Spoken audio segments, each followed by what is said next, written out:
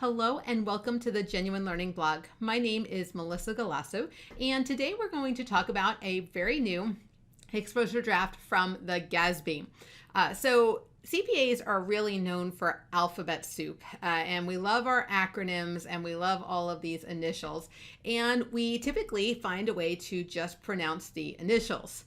So today we're going to talk about some changing to initials to really address diversity and inclusion and take something that was unintentionally offensive and make it less offensive, or hopefully not offensive at all.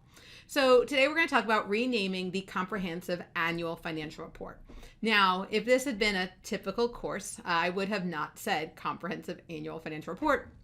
I would have said the acronym as we would pronounce it by sounding out the individual letters of each of the first initial of each of these words.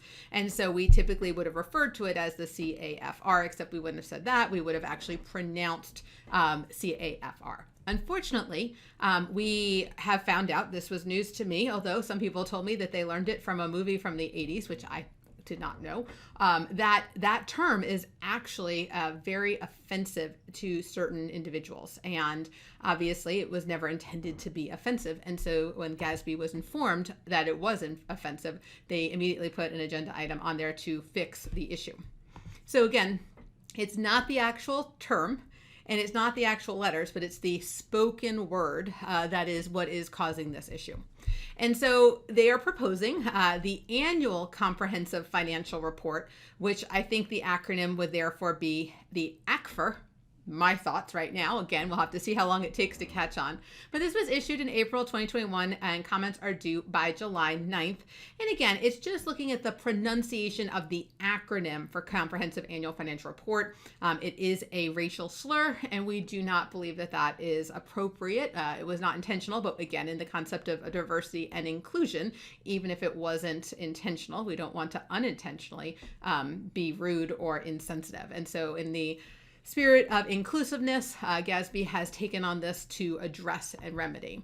And so all this standard is going to do is establish the new term, which is Annual Comprehensive Financial Report, and its new acronym, the ACFR, or ACFR, and that would just replace any instances where the term Comprehensive Annual Financial Report and its acronym are in gap. And so it basically find and replace throughout all of GAP. Anytime we had the term or its acronym, it would be replaced. So the key here, we're not changing what goes into the annual report. We're not changing the contents. We're not changing anything except the name, right? And it's just in the spirit of inclusiveness. So this is proposed to be effective for December 15 year end. So for this year, again, because it's offensive, we want to get out of the habit of saying it. I have tried really hard in all of my classes since I first heard of this before they started putting it on the agenda. But when I was informed of the issue, I very carefully started to prevent myself from saying it and trying to be more appropriate. But again, we didn't have a replacement. So grateful to have a replacement so that I have something to say, because having to say annual comprehensive financial report 100 times, especially in our intro to government classes, can be very annoying and take up a lot of space.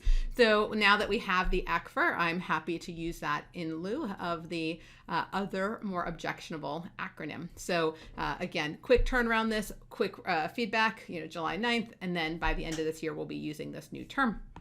So that's a wrap. Again, short and sweet to the point, but super important to make sure that we are really a profession that embraces everyone. Thank you so much for joining me, and I look forward to seeing you on a future blog. Have a great day, guys. Bye-bye.